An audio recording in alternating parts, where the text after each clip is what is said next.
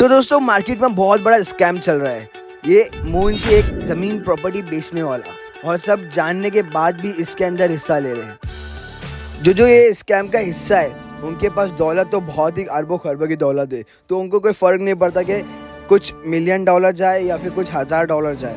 और ये प्रॉपर्टी इतनी महंगी भी नहीं है, ये प्रॉपर्टी बहुत सस्ती है। जानेंगे कितने लोगों को चूना लग चुका है और कितने लोग रेडी है अभी भी अपनी वहाँ पे प्रॉपर्टी खरीदने के लिए, और ये प्रॉपर्टी का प्राइस क्या होता है।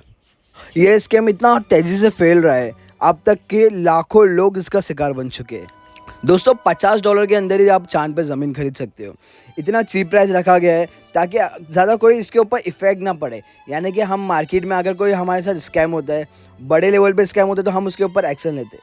अगर छोटे लेवल पे यानी कि कम प्राइस का हमारा कोई लॉस हुआ तो हम बोले ठीक है, कोई ज़्यादा बड़ा प्राइस नहीं था, छोटा ही प्राइस था, लॉस हुआ ठीक है चलेगा। करोड़ों लोग को चूना लग जाता है। वैसे तो लाखों लोगों ने यहाँ पे ज़मीन खरीद चुकी है, लेकिन हम कुछ नाम जानते हैं जो जाने माने चेहरे, जैसे शाहरुख खान, सुशांत सिंह, टेक्निकल गुरुजी। चांद पे प्रॉपर्टी खरीदने के लिए आपको कोई डॉक्यूमेंटेशन की ज़रूरत नहीं है, बस आपको आपका पैसा देना है वहाँ पे, और आपके नाम पे वहाँ की ज़मीन रजिस्टर हो जाएगी। जहाँ पे आपको वहाँ पे आपका फ़ोटो जगह का, वीडियो जगह की, ज़मीन की फ़ोटो, ज़मीन की वीडियो दी जाएगी। आपको एक एड्रेस पॉइंट दिया जाएगा कि ये हिस्से में आपकी ज़मीन है, बस एक कागज़ को टुकड़ा दिया जाएगा। तो ये स्कैम चालू हुआ कैसे? Been selling property on the moon since 1980. Properties that we're currently offering for sale are the moon of Earth, Mars, Venus, Io, and Mercury. और अब तक के 100 देशों की सरकार ने बता चुकी है कि ये अब ज़मीन खरीदना या पहले से ज़मीन खरीद के रखे हो तो ये बहुत पहले ही बात हो चुकी थी कि किसी का भी कब्जा स्पेस में नहीं हो सकता है। It was the outer space treaty, जहाँ पे 100 से ज़्यादा देश ने पार्टिसिपेट किया था। वहाँ पे ये बात हुई थी कि अभी मून के ऊपर रिसर्च करने के लिए काफ़ी कंट्रीज़ की तरफ से अपना अपना प्रोजेक्ट जा रहा है, तो वहाँ पे जाके कोई अपना कब्जा ना जमा ले।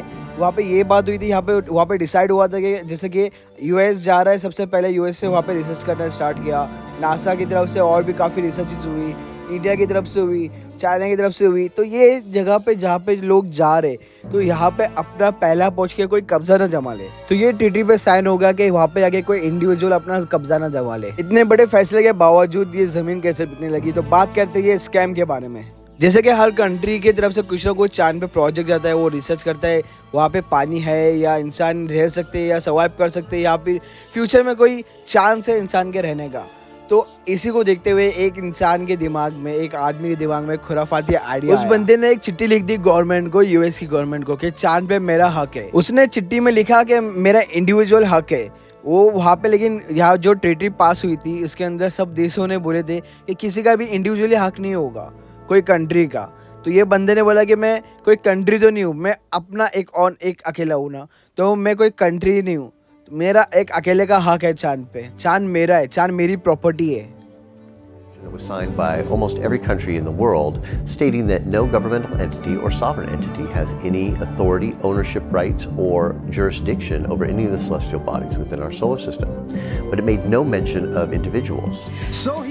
दोस्तों हालांकि उसने ये भी लिखा था कि चांद पे मेरा हक है, इंडिविजुअली मेरा हक है, अगर आपको इससे कोई दिक्कत है तो मेरी ये चिट्ठी का रिप्लाई करो। और यूएन के पास इतनी हज़ारों चिट्ठी आती है, कौन इतनी फालतू चिट्ठी पढ़ते बैठे रहेगा। तो यूएन की तरफ से कोई रिप्लाई नहीं आया, और ये बंदा अंदर अंदर से खुश होने लगा, यस अब इसके ऊपर मेरा हक है, मेरा कब्जा है चांद के ऊपर। भाई साहब ने बनाई एक कंपनी, लूनर एम्बेसी के नाम से कंपनी रेडी करी, और वो कंपनी चांद की प्रॉपर्टी सेल करने लगी।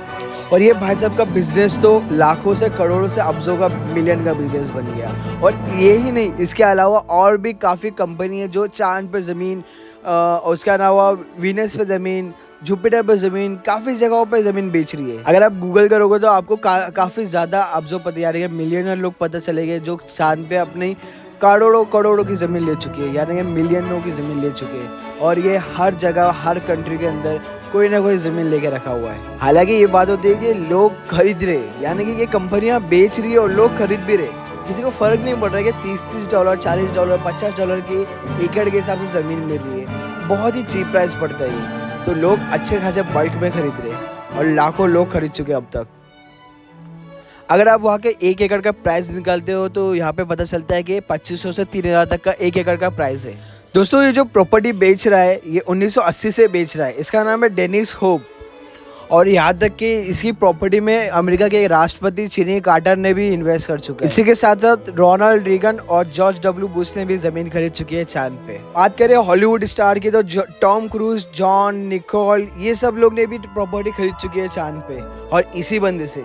दोस्तों बात ऐसी है कि इन लोगों के पास पैसे तो भर भर के काफ़ी $1 मिलियन में अपना चेक साइन करते हैं, तो इनको पैसे का कोई वैल्यू नहीं है। तो बात आती है जो बेच रहा है, ये भाई साहब भी बहुत गरीब थे और इन्होंने अपना मार्केट स्किल दिखाई और इन्होंने अभी $1 मिलियन कमा लिया और रोज छाप रहे अलग अलग तरीके से, हर कंट्री में बेच बेच के छाप रहे। तो ये बस एक स्कैम है और ये लोगों को इसलिए पसंद आ रहा है, लोग इसलिए बाय कर रहे हैं बिकॉज ये इनके ड्राइंग रूम की वॉल पे एक सर्टिफिकेट रहता है कि ये चांद की प्रॉपर्टी के ओनर है और इनकी सुबह में ये 4 चांद लगा देता है, तो इनको ये वैल्यू दे रहा है और ये हम और आपको नहीं देगा। अगर हम और आप रोज़मर्रा की ज़िंदगी में उठ रहे और काम पर जा रहे और रात को आके सो रहे ये सोचते हुए कि कल वापस काम पे आना है। तो दोस्तों अपने पैसे बचाए और देखते रहिए मेरा चैनल और प्लीज़ इसको शेयर करो, लाइक करो और सब्सक्राइब करके जाओ बिकॉज आगे बढ़ना है साथ साथ पे। मिलते हैं हम अगली वीडियो में। Bye bye, take care.